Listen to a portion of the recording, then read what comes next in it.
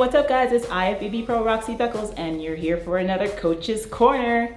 So today I want to talk about a topic that a lot of you probably are, evaluating at some point and that you will continue to evaluate as you go along on your fitness journey, and that is what to look for in a contest prep coach. And not just a contest prep coach, but any online coach, period. But because my channel has a lot to do with prep, especially my Coach's Corner segments, we're gonna focus on some things that are like truly related to contest prep. Now, for those of you that don't know, I have been at this game for a long time. I started training as a personal trainer back in 1997.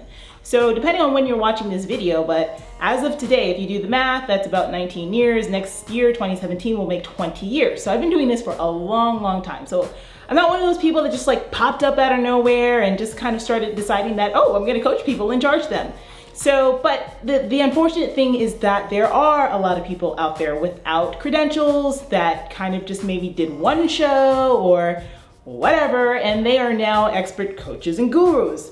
So there's a lot of BS that you have to sift through in order to find someone who's truly good. Now, the interesting thing is that when I started coaching, I didn't have to deal with all of the stuff that's out there. Like when I started coaching, when I started bringing my business online, I should say, that was in about 2010. And around that time, like there were less people that were out there as online coaches. It really just started exploding over the last 6 to 7 years or so, that like now everybody and their grandma and grandpa and everybody on Instagram is a coach. So before you go off and hire anyone, these are the things that you want to think about when it comes to the coach that you're working with. Continue to ask yourself these questions about this person as you determine whether or not they are the right match. Listen guys, it's up to you to do your research, and nowadays there's just so much like stuff on the internet. Like you can find out about anyone and how good they are, how bad they are, and what they're doing. So do your research. That is up to you to do your due diligence. So let's go ahead and jump into my top 10 things that you need to consider when you're about to hire an online prep coach. Number 1, how long have they actually been a personal trainer? And do they have any experience at all working with people hands-on? Now, the reason why for me, I think that's really important is because like as a trainer, or for myself as an example, and for the other trainers that I know that I associate with who are really good at what they do, we have spent a lot of time just working with different people, different bodies, seeing the body move through space, knowing how to work through injuries and other compensations that people have. Another important thing that as personal trainers, those of us who are really good, we're really into program design. So we're not just throwing together programs and slapping together exercises and calling that a workout. I mean, those of us who are really serious about what we do, we sit down, we program, we think about that client's goal, what they're trying to achieve, and then we put together something that is going to get them to that goal. And a lot of times that just comes from knowing how to work with people, working with different people of all ages, male and female, young and old, and everything, you know what I mean? So it's really important to have that hands-on experience. So for those of you out there who are thinking about getting into online coaching, please get in the gym. If you're not currently working as a personal trainer, bring on some friends or some family members who will allow you to work with them at either a discounted rate or even for free, just for you to get that experience of being with that person in the gym and understanding how bodies move through space. I think that's a really important thing, and I'm not sure that a lot of these online coaches have that experience themselves. Or rather, they don't have the experience of working with different people. They just know their bodies, and now they're trying to get you in shape. And it don't work like that. It just does not. The next really important thing is about nutrition. Now you want to ask that person whether or not they're certified in nutrition, or if they're not certified, if they've had any really extensive education as far as sports nutrition is concerned specifically. So like it's one thing to just slap together macros and give somebody numbers and just give them a plan that's going to starve them to death and then give them a million things to do on cardio. Yeah, that person's gonna lose weight and a lot of it's gonna be muscle. Okay, so that's not what we need as competitors or for anyone with just fat loss in general as their goal.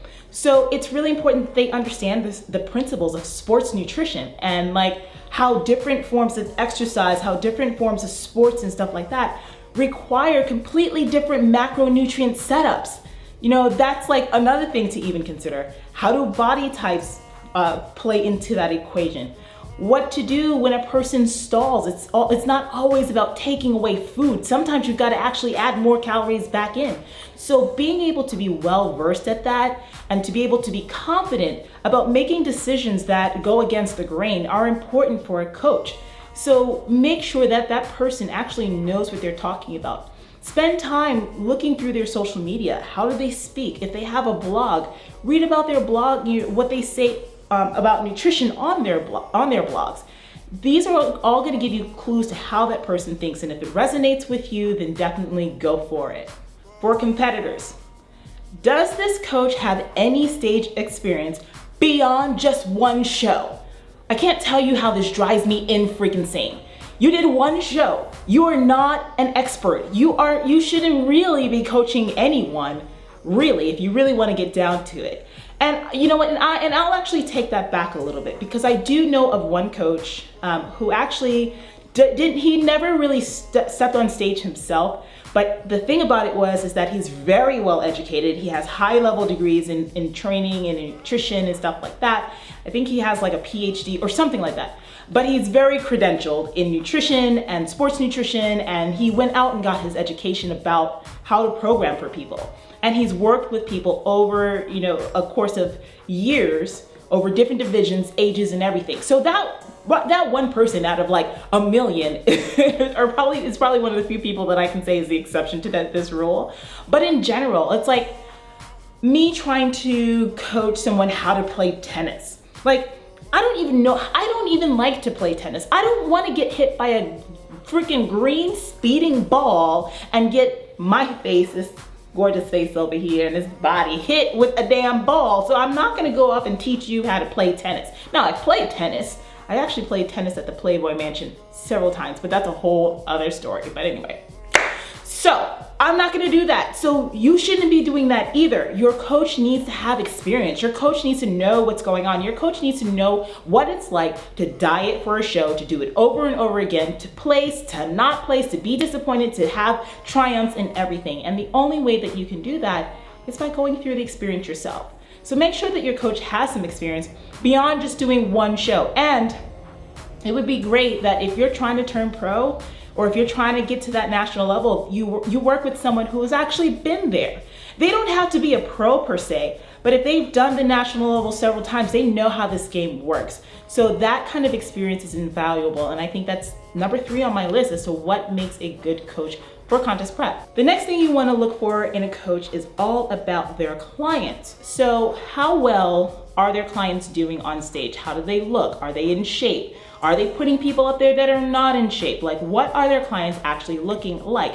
That's a really great indicator whether or not that program that they have even works at all. And if they work with people like over, season over season, seeing that client actually progress and change from season to season is important as well. So, that means that something is going right in their approach and in that program design. But here's the other thing. It's not just about how that competitor is looking on stage. You also want to look at what's happening to them after the show.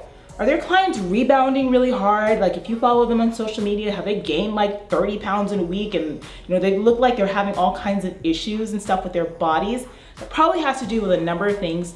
Number one, prep in general is an extreme thing. So oftentimes, especially for the look that's being rewarded right now on the stage, you have to go a little bit to extremes to get there. Now, I don't mean like 3-4 hours of cardio a day extremes. I just mean you're gonna be freaking hungry, you're gonna have to diet, and you're gonna have to do cardio. It's just what it is. But like, if you're doing too much, and then you go up and you do a show and your body is just way out of whack hormonally, and then you just start introducing all kinds of foods and everything like that, like day 1 after you get off the stage, and you rebound, and then there's a drug component to that as well for some of those who may be on like Novadex or whatever. It can be ugly. It can be really ugly, especially if you do not reverse diet. So if a coach is not taking that responsibility to say, we need to work together for at least another month or two after your show to get you back on track, then you want to go to somebody else who cares about that. That's one thing that's really, really important to me, is making sure that my clients are doing good after their shows and they're not rebounding, they don't look ridiculous, and that their health is important, number one to me. Number 5, so do they write out their own plans or do they have somebody else doing them? Because there are some people out there who say that they're writing plans and they got their assistant Sally Sue writing the plans instead, and it's not them. Now I understand that people get busy. You know, my company, my business has gotten really busy for me over the years, and there was a point where I actually had assistant coaches in there. But everything that was ever put onto a client's plan, first of all, had me overseeing it. I designed the plan, and then my assistants would only tweak things based off of my instructions. So they were never really doing the plans. I was doing the plans, but they were helping me to change things and to make it easier so that way I didn't have to go in the computer and do it. They did it for me. And that was a system that worked for me. It made me feel like ethically that I was living up to the promise that I gave my clients to be there for them, to create their plans and not to rely on somebody else to do it. So that's a question. Are they completing their own plans or is somebody else doing it? Know the answer, research it, and hopefully they're being honest with you, because some people hire these assistants as ghostwriters and you'll never know. But if you find out that they are, peace out, go with somebody else. Another thing I want to tag on to number 5 is whether or not they are customizing the plan for every single client. This is tedious to do, okay? It takes a lot of work because now you can't slack off as a coach. You have to be honest, you have to be upfront, and you have to work. You actually have to earn your keep, earn your money. Your coaches should be making programs that are customized to your needs, because you're not like the next girl or the next guy, and you need whatever it is that your body needs, even if it's similar to someone else. Similar is okay, but the same exact program is not okay. So make sure that also your coach is definitely customizing your plans to your specific needs and your specific goals. Number 6, do they actually care about your health beyond just the show? Is it all about just you getting on stage? I cannot tell you how important this is. You guys, we love this sport. I love stepping on stage, and I know that you probably do too if you compete actively, or if you're working towards that, like, you know, you have that goal in mind. It's something you're passionate about. But at the same time, A, you're not getting paid for this. B, you are paying for this. C, the only reward is a trophy. So it's not like, you know, this is gonna change your life. So it should not affect your life in a way that it affects your health in a negative way. Now, don't get me wrong. There's a natural slowdown in metabolism, of hormone down regulation and stuff like that that does happen when you compete, because this is not normal. The body doesn't like this. But making sure that your health is together is important. And if your body stops responding, or you know you're having negative effects to all this stuff, tell your coach. And your coach shouldn't push you further than they need to. They should be smart enough to say, hey, look, things are not working right now. We need to get to the bottom of this. We need to stabilize your body, go to the doctor, get some labs done. Let's look at your hormonal levels. Let's get you back to homeostasis, and then we can try again with another show, because the stage will always be there. So that's a really important thing. Make sure that your coach considers your health, because without that, you have nothing. Number 7 tags on to number 6. Are they honest with you about feedback with where you are? So, I mean, I have clients who come to me to compete and they want to do XYZ show, and I will look at them like, honey, you need more than 12 weeks. Honey, you need like 20 weeks. And I'm not afraid to say that. I am so not afraid to tell someone like it is, because at the end of the day, that person is gonna end up respecting me more because A, I care about their reputation, what they look like, because they are an extension of my brand. They are an extension of me. Every client that steps on stage has RoxStar Fitness, Roxy Beckles behind them. And because I have a reputation of knowing what the hell I'm doing, I'm never gonna put a client on stage looking crazy. And as a coach, I mean, it's so easy to just, you know, take people's money and do whatever and just send them out. And that's just not the way that we should be doing things. So your coach needs to be honest with you. You can look at yourself in the mirror, for those of you that have done this for a long time, and you know when things are not working.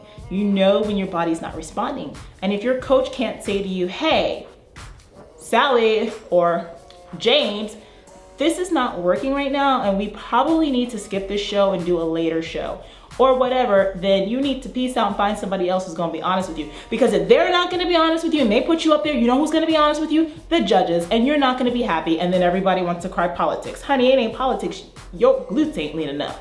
So make sure that your coach is 100% honest with you. And then number 8 ties into number 7. Are they even willing to tell you no?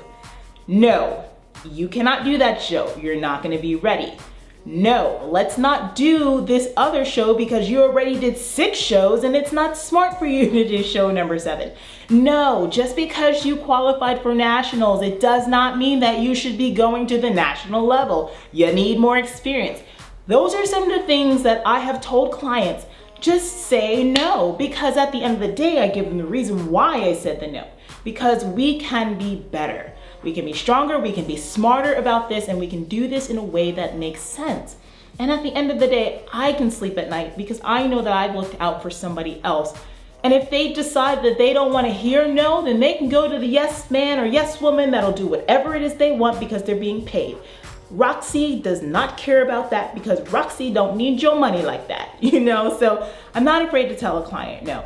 And your coach should not be afraid to tell you no. You hire this person for their expertise. You hire this person for their honesty. So if they're telling you something that they truly believe, you need to listen. Talking about listening, number 9. Does your coach listen to you? Do they listen to your concerns? A lot of times I hear about competitors saying that my coach just never listened to me. I would say XYZ is happening, or, I'm feeling this, that, and the third. And they would just tell me to suck it up, or, to just stop whining or whatever. There's a difference between people like being a baby about stuff and like really just like, being reluctant to do whatever you're asking them to do, and them actually being really concerned about something that's going on with them. And as a coach, you kind of have to teeter on that line. You have to know when to ask the right kind of questions and get to the bottom of what somebody is truly feeling. I mean, there have been clients who maybe they're late with updates, or they go MIA, go AWOL, I don't hear from them, or they're not complying with their diet ever. And I can either assume that they're just not serious about doing the work and lambaste them for not putting enough in, or I can be intelligent and actually try to find out what's really going on, ask them questions and figure out, hey, what's going on in your life? Is there anything that we can do to try to make this work? And I find that 9 times out of 10, it's something that's completely out of their control. Maybe it's an emotional thing, maybe it's work stress, maybe it's family stress, whatever. It's not always just someone not falling off a plan and not following it, or falling off a plan and not following it. And it's up to that coach to learn to ask the right questions to get to the bottom of things, and to actually listen to you when you come to them with your concerns. And the final thing that you need to look for in a coach, and what makes an excellent coach, is whether or not that person is actually helping you to intelligently plan your season, and whether or not they have a plan for you in the off season as well.